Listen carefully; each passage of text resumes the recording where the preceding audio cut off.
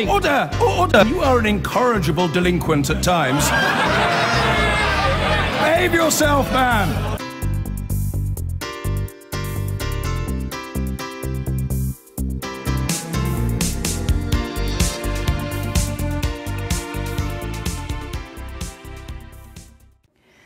The UKIP Welsh Assembly member Mark Reckless has left the party and says he will now vote with the Conservatives.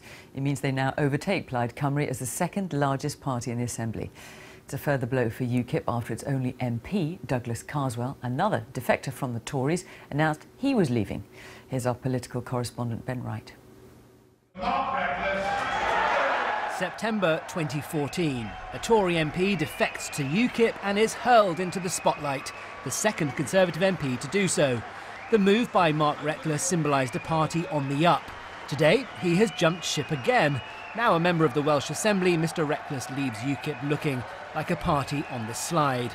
Well, I think that now Article 50 has been triggered. A Conservative government is taking us out of the European Union. That's something I've campaigned for all my adult life. I would like to support them in doing that.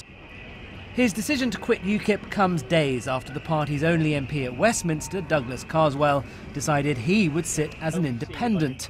So with the EU referendum over, is that UKIP done for?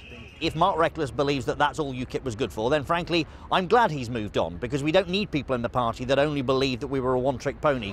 Feeling confident? We'll see. But the party's new leader, Paul Nuttall, failed to win a recent by-election in Stoke, despite throwing everything at it. And for months after the referendum, rows within the party were played out in public.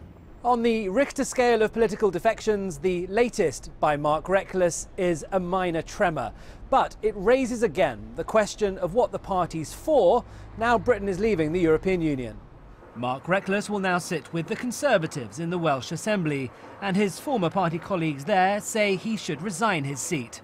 Well, I think UKIP voters will be disgusted at what they will undoubtedly see as a personal betrayal. But I think more generally it's a betrayal of the electorate's trust. The two Tory defectors to UKIP have abandoned the party, declaring job done after the Brexit vote. Next month's local elections will be a test of whether voters agree. Ben Wright, BBC News, Westminster. It was all smiles today as Theresa May met European Council Chief Donald Tusk for the first time since the Brexit process was triggered. But the reality is already starting to bite, not least in Northern Ireland. Customs posts and military checkpoints along the 300-mile border with the south, with over 200 crossing points, were swept away by the Good Friday Agreement and the single market. But many fear that Brexit means free crossing will be restricted. From Londonderry and Donegal, our political editor, Gary Gibbon. You have to look very hard for the border these days. Some road markings, a change to kilometre speed limits. The jagged borderline is on all the maps, but has vanished from the land itself. After decades of being sealed off one side from the other, joining the European Union and then the peace process got rid of customs posts and then security checks. And the only sign is that. David Crockett's farm is half in County Londonderry and half in County Donegal. You're in the Republic. Yeah. And I'm in Northern Ireland. Yes. Absolutely no markings at all. No passport, no nothing. Come over to Northern Ireland.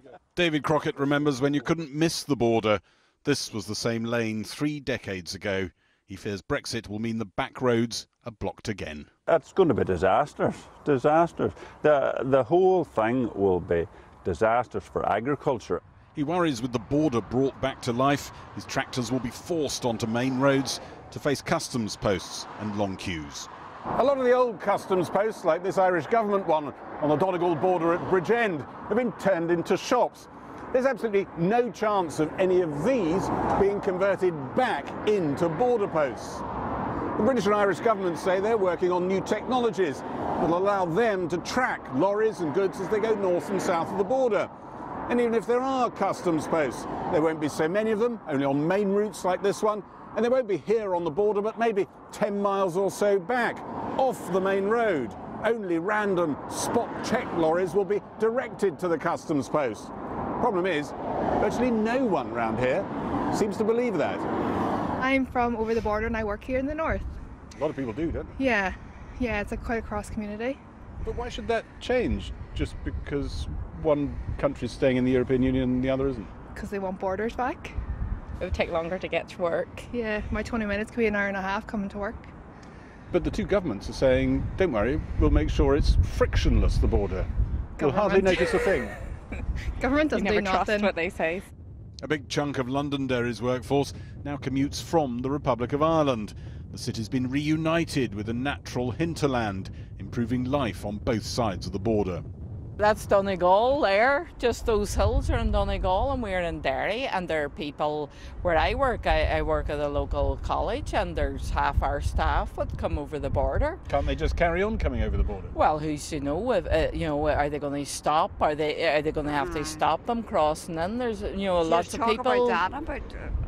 But London and Dublin say, don't worry, they'll make sure it's not a hard border. It's not really up to London and Dublin. At the end of the day, it is. I mean, they're going to decide in Europe. We're a mile away at the minute from where the European frontier is going to be, and I think there has to be some form of demarcation of being in Europe and not in Europe. And I think the European Union will want to say, you're now in Europe and you're now not out of Europe. Gavin Colleen's printing business makes 500 million food labels a year. He worries the EU won't want to compromise on strict border control. If they went for the sort of light touch, random searches that they're talking about at the moment, you're probably talking about turning a blind eye to a lot of smuggling. But of course you would be, yeah, of course. There would be no other way around that, unless it's a strict investigation of every lorry or van that crosses. If it is light touch, then of course it would be completely open for the black market economy to operate. And some of those old smuggling skills are still alive around here? Oh, well, I'm sure they would be very quickly resurrected. Echoing local campaigns, the Irish government's mounting a massive lobbying exercise to head off full-scale customs checks, telling Europe's governments that the blurring of the border has reduced the sense for many in the Catholic community in Northern Ireland of being locked inside the British state. When people can sort of be themselves and, their Irish identity, they can go and down to Donegal, which is just over the border, and walk the beach, and there's nobody to stop them on the way in and say, give me your driving licence, or have you got your passport, or whatever, that was all part of the diffusing of the tension, and it helped enormously create the right sort of atmosphere for peace. And if it comes back, how bad could it get? Well, in this society, you can never be sure. There are dissidents, in this town, quite a few. An evening sheep market in Derry. The vast majority of the livestock here often sells to the slaughterhouses in the Republic, and then onto markets in France. I was a voter for out of Europe. You voted for Brexit? Yeah, I was kind of tied up with all these rules and regulations and so you're going to still have them if all your product, all the sheep you brought here, you want to sell in the Republic, and then they get sold on as lamb to France. Yeah. You'll be tied to the same rules, won't you? Well, I think so, yes. So I can't see why we'll not be tied to the same rules, yeah. Around here, barely 1 in 5 of those who voted in the referendum backed Brexit. The 78% vote for Remain, nearly the highest in the whole of the UK. That's the gate there between north and south. The border with Ireland runs right through David Crockett's farm. I could operate on both sides since Ireland and Britain went into Europe. But if Britain goes out of Europe, then it goes back to what it was before that. It's not if. No.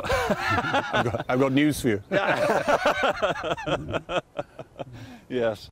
Government sources in London believe the EU will heed Dublin's warnings and in the interests of peace and prosperity will turn a blind eye to a less than watertight border. But London admits there's no solution ready or agreed, and that means deep unease for many here in the borderlands. Gary Gibbon. To lose its only MP might look like a misfortune. To lose an Assembly member too looks like recklessness. UKIP has been plunged into yet more turmoil today as Welsh AM Mark Reckless announced he was now leaving the party. Our Home Affairs correspondent Andy Davis says this. They were once UKIP's poster boys, Mark Reckless and Douglas Carswell. They're Tory defectors who even just a month ago at this constituency office opening in Pontypool were still cutting ribbons and shaking hands in the name of UKIP. But Carswell deserted UKIP 12 days ago and Mark Reckless at lunchtime today. He now joins the Welsh Conservative group. Calls by UKIP for him to resign his Welsh Assembly seat followed, UKIP's Assembly leader Neil Hamilton claiming he'd ratted on the party and betrayed voters. Another former colleague was equally unimpressed. Did you have any idea this was coming? Absolutely none. So it was a total shock to me yesterday when we heard the rumours that he was leaving, and he never contacted anybody to inform us that that was the case. And your view of what he's done, in short? Well, an absolute disgrace. There was no press conference today from Mark Reckless, preferring instead discreet interviews, away from prying eyes of former colleagues, perhaps. You can defect from UKIP, but you can't run from them forever. Well, now we've triggered Article 50, I'm just really keen to support the UK government in getting us out of the EU. That's something I've campaigned for all my life. I feel my job in UKIP is done, and we've achieved what we want to. You're becoming something of a serial defector, aren't you? And I wonder what that says about your political integrity. Well, I've been focused at all times on getting our country out of the European Union. That's something I've campaigned for all my adult life. Finally, I've succeeded in my political ambition in that sense. Mark Reckless now becomes the second UKIP Assembly member to leave their group, and in so doing he makes the Welsh Tories the largest opposition group to Labour in the Senedd. He's been able to make the move without actually applying to rejoin the Conservative Party. There are wounds still there, he says, from his first defection. Andy Davis. I've been getting away with it.